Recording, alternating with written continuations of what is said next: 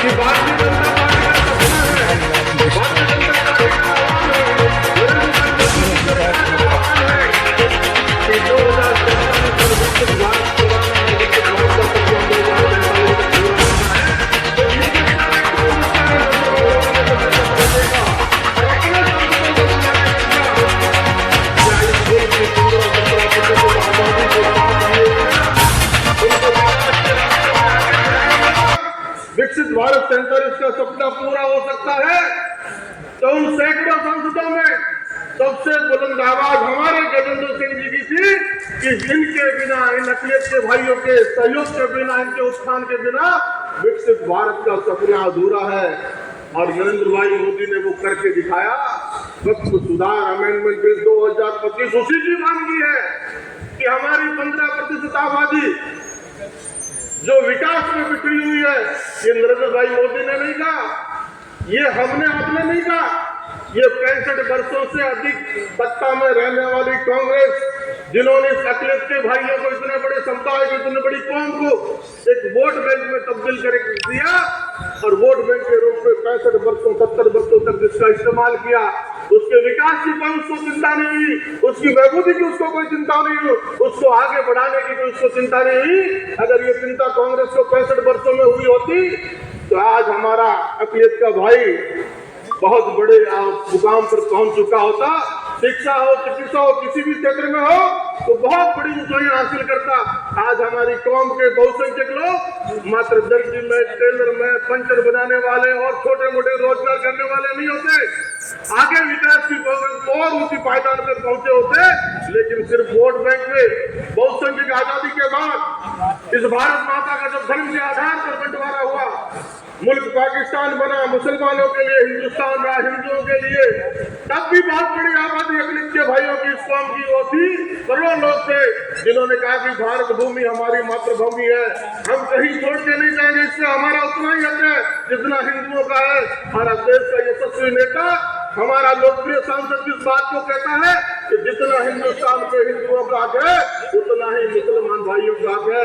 इसी कौम में पैदा हुए, इसी मिट्टी में पैदा हुए, इसलिए इनको साथ लेकर चलना है। उसी की बारी ये बिल लेके आए हैं। और 70 कमेटी का जिक्र इस बात पे हम ना करें तो बात अधूरी रह जाएगी। 70 कमेटी जिसका 2006 में गठन हुआ, किसके राज में गठन हुआ? बात तकरीर आमने सामने बात से होती है, किसके राज में गठन हुआ? 70 कमेटी 2006 में बनी तो सरकार किसकी थी मुल्क पर? आवाज आए कासिम भाई, आवाज आए बिलाल भाई, आपके अंदर से आवाज आनी चाहिए। किसकी सरकार थी? कांग्रेस की सरकार थी। और जब 70 कमेटी ने 2006 में रिपोर्ट दी तो क्या कहा कि देश के सभी वर्गों में, देश के सभी धर्मों में, मजहबों में, जातियों में अगर सबसे पिछड़ापन किसी जाति, कौम, धर्म में है तो मुसलमानों में सबसे ज्यादा गरीबी है, जिसका जिक्र आदरणीय बब्बा राम जी अभी कर रहे हैं। ये कांग्रेस के मुंह पे, उस कांग्रेस जिसके 65 वर्षों तक राज्य, उसके मुंह पे इससे बड़ा तमाचा हो नहीं सकता। जब 70 कमेटी उन्होंने बनाई अखिलेश पे आर्थिक सर्वे, सामाजिक सर्वे करने के लिए, सर्वे की रिपोर्ट 6 में 70 कमेटी ने दी कि सबसे ज्यादा गरीबी किसी मजहबों में है तो मुसलमानों में है। और जो वक्त की संपत्तियां हैं उन संपत्तियों में 70% एनक्रोचमेंट कब्जे हो चुके हैं, 80% से ज्यादा संपत्तियां भ्रष्टाचार की बही कर चुकी है। इसलिए ये जो मुकल्ली जो मैनेजर बने बैठे हैं उनको सजाने का काम करना जरूरी है, इसमें संशोधन लाने का काम करना जरूरी है। लेकिन कांग्रेस की सरकार फैसले आके 14 तक रही, 14-8 वर्षों में कांग्रेस की सरकार ने उस रिपोर्ट को कचरे के डब्बे में डाल दिया और जाते जाते 2013 में वक्त 2013 लेके आए और बहुत ऐसे सारे कानून के आवाज में लागू करके इतना बड़ा भ्रष्टाचार इसमें कर दिया कि आज उस कानून की आड़ में सब लोगों की संपत्तियां हड़पने का काम छोड़ दिया। और जिस वक्त का मतलब आप लोग जानते हैं, मुसलमान भाई बैठे हैं, कासिम भाई अभी बात कर रहे थे, कासिम भाई तकरीर कर रहे थे, तो ये हर व्यक्ति जानता है वक्त बहुत धार्मिक एक ऐसा वक्त माता की वंदे। ये जो कार्यशाला है, कार्यकर्ता लोग हैं, बड़ी संख्या में आप यहाँ पर पधारे हैं। अल्पसंख्यक भी है, SC के मेरे बंधुवर भी है, अन्य लोग भी बना रहे हैं। आपका अभिनंदन और स्वागत करते हुए हमारे बीच में हमारे लोकप्रिय जोधपुर संसदीय क्षेत्र के सांसद जिन्होंने हैट्रिक लगाई, 3 बार अपना प्रतिनिधित्व किया और तीनों बार ही मोदी जी के हरावल दस्ते के अंदर 3 बार मंत्री बने, ऐसे हमारे गजेंद्र सिंह जी शेखावत साहब का बहुत बहुत स्वागत और अभिनंदन करता हूं। लगातार आप महीने में एक बार तो आप और हमको संभालने के लिए आते हैं और यहाँ के अधिकारियों को अच्छी तरह से मोबिलाइज करके जाते हैं ताकि हमारा काम होता रहे। इसी प्रकार से हमारे बीच में, आपके बीच में अभी सारी स्थिति को स्पष्ट कर दिया।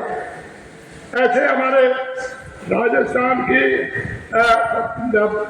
प्रदेश से आए हुए आदरणीय राजकुमार जी साहब और मेरे साथी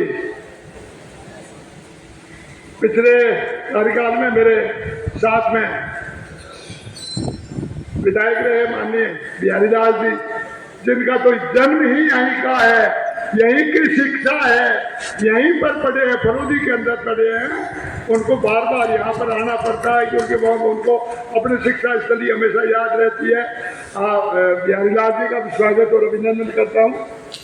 भाई हमारे कासिम अली जी अल्पसंख्यक मोर्चा के और अल्पसंख्यकों की जो आवाज है, बुलंद आवाज, पूरे पश्चिम राजस्थान के अंदर हर जिले के अंदर इनकी पकड़ है। इनके आह्वान पर बहुत सारे अभी अल्पसंख्यक बंधुवार यहाँ पर आए हैं। मैं कासिम अली जी का भी अभिनंदन करता हूँ। इनको अभी जोधपुर में भी कार्यशाला करनी है और बाड़मेर में भी करनी है, सब जगह इनकी डिमांड है। और ऐसे हमारे कासिम अली जी, आपका स्वागत अभिनंदन करते हुए हमारे जिलाध्यक्ष आदरणीय मनोज जी पालीवाल साहब, हमारे आपके प्रधान जी आदरणीय रतन सिंह जी वकील साहब, अपने महामंत्री आदरणीय रतन जी मेघवाल, अपने मेरे साथ में पूर्व जिलाध्यक्ष अल्पसंख्यक मोर्चे के एडवोकेट सिकंदर जी घोसी, उनके समय में अल्पसंख्यक मोर्चा अपने उरूज पर था। ऐसे हमारे सिकंदर जी घोसी हमारे संगठन के बड़ी ताकत, हमारे हमेशा में कुछ न कुछ जिम्मा इनको लगातार प्रदेश से मिलता रहता है। ऐसे माधु सिंह जी देवड़ा साहब, हमारे जिला उपाध्यक्ष आदरणीय खेलू सिंह जी, विक्रमादित्य सिंह जी पूर्व प्रधान और युवा नेता आदरणीय अभिषेक जी भादू, और हमारे अभी अभी मंडल अध्यक्ष बने बड़े हमारे फलोदी शहर के ओजस्वी और युवा और ऊर्जावान कार्यकर्ता आदरणीय शिव पंचारिया जी, और आप सभी विराजमान, मातृशक्ति यहाँ पर विराजमान है।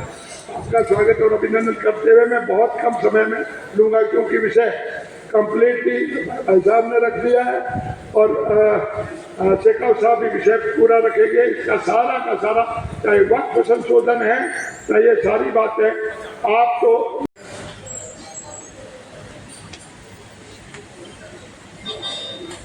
जो अपने जीवन काल में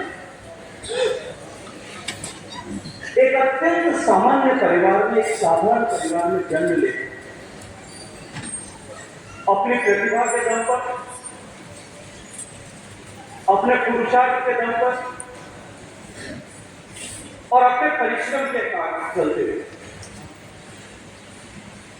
उन तमाम विपरीत की परिस्थितियों और चुनौतियों उनके बीच में भी अपने जीते के साधारण से असाधारण होते। एक ऐसा महामना जिसने अत्यंत विपन्न अवस्था में एक परिवार में जन्म लिया, गरीब, एक ऐसा बालक जिसने उस जमाने में 18वीं शताब्दी के अंतिम दौर में एक ऐसे समाज में जन्म लिया जहां छुआछूत और अस्पृश्यता बहुत गहरे तक समाई गई। एक ऐसा बालक जिसकी मात्र 6 साल में उसकी माता का देहांत हो गया। एक ऐसा बालक जिसके पास में अपनी विपन्नताओं और विपरीत परिस्थितियों के चलते हुए अपनी सामाजिक पृष्ठभूमि के चलते हुए, जिसके पास में अपने प्रारंभिक अध्ययन को पूरा करने का भी विधान घर में व्यवस्था नहीं। कल्पना करके देखिए उन सारी परिस्थितियों में उसने जिस किसी भी क्षेत्र में काम किया, एक विद्यार्थी के नाते स्कूल में सामाजिक सहयोग से, कॉलेज में जाकर के अध्ययन करते हुए, और उसके बाद में स्कॉलरशिप जो महाराजा सयाजीराव गायकवाड़ ने उनके लिए विधान किया था, उसको उस स्कॉलरशिप को लेकर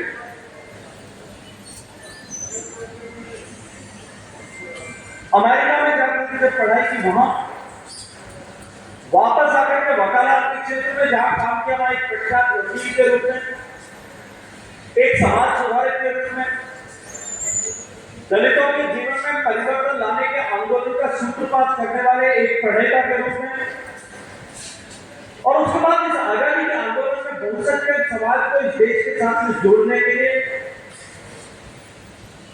भारत के कानून मंत्री के रूप में काम करते हुए, भारत के कानून का सृजन करते हुए, और उससे पहले भारत की संविधान सभा के ड्राफ्टिंग कमेटी के चेयरमैन के रूप में अपनी विधा, अपनी प्रतिभा का उपयोग करते हुए भारत को ऐसा जीवंत संविधान देने में जहां कहीं भी अवसर मिला, जिस किसी भी क्षेत्र में काम किया, वहां थोड़ी देर बोलो राजकुमार जी आज तक खराब करेंगे। जो बोलो भारत माता की, तो भी नहीं बैठे। जिले जिले जो मानो कोई लगियान माना दिन मानतो होगा, कोई अल्लाह ताला ने मानतो होगा, कोई भगवान ने, कोई जमेश्वर भगवान ने, जिन्हें भगवान दो हाथ दिया है, उनका हाथ करो मिले थे, कुल दो हाथ देखे थे, ये कैसा पर करो, हमें हाथ में बंद करो मुट्ठी ने, और पूरा जोर बोलो भारत माता की।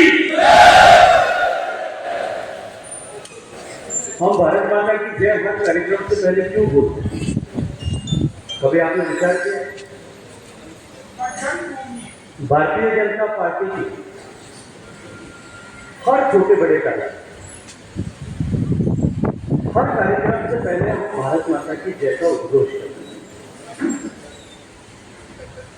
हम लोगों के मन में, क्योंकि सहजता के साथ में हर कार्यक्रम से समय उद्घोष करते हैं, तो हमको लगता है कि हमारे कार्यक्रम का हिस्सा है, ये औपचारिक है। जबकि भारत माता के जयघोष करना हमारे कार्यक्रम का हिस्सा नहीं, उन्हें नियोजित तरीके से बनाया गया एक विधान, और वो इसलिए कि भारतीय जनता पार्टी से पहले जब जनसंघ की स्थापना हुई थी, उस जनसंघ की स्थापना के समय से लेकर के आज तक इस पूरे प्रभाव में हमारा लक्ष्य तय है, और वो लक्ष्य है कि हम भारत को शक्तिशाली, संपन्न, समृद्ध और समर्थ देश बनाए।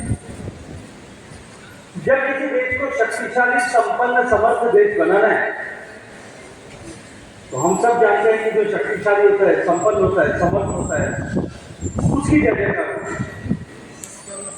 तो उसकी जय जयकार होती है। तो हम भारत को ऐसा बनाए, भारत माता को जो हमारी जननी, उसको ऐसा बनाए कि दुनिया उसकी जय जयकार करे, ये हमारा लक्ष्य है। और हम सब भारतीय जनता पार्टी परिवार के जितने भी सदस्य हैं, हम सब पार्टी के साथ में किसी व्यक्ति के कारण से नहीं जुड़े, हम सब उस विचार के कारण से जुड़े, उस लक्ष्य को प्राप्त करने के उद्देश्य के कारण से जुड़े। इसलिए हमारा संकल्प, हम हर कार्यक्रम में, चाहे छोटा कार्यक्रम हो, चाहे बड़ा कार्यक्रम हो, चाहे जब भी मिले, तब हम सब लोग भारत माता की जय करें, ताकि उस दिन हम एक बार फिर सामूहिक रूप से अपना संकल्प दोहराएं।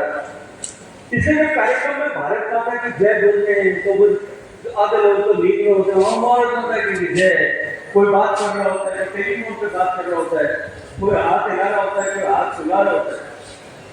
इसलिए बार बार कहना पड़ता है कि आप सब लोग भारत माता की जय जो है पूरी ताकत के साथ में, शक्ति के साथ में बोलिए। अब एक बार फिर कहता हूँ, पूरी ताकत के साथ में संकल्प को सिद्ध करने के शक्ति के साथ में बोलिए, भारत माता की, भारत माता की। मंच पर उपस्थित। अगर वीडियो पसंद आया हो तो लाइक, कमेंट, शेयर और चैनल को सब्सक्राइब जरूर करें।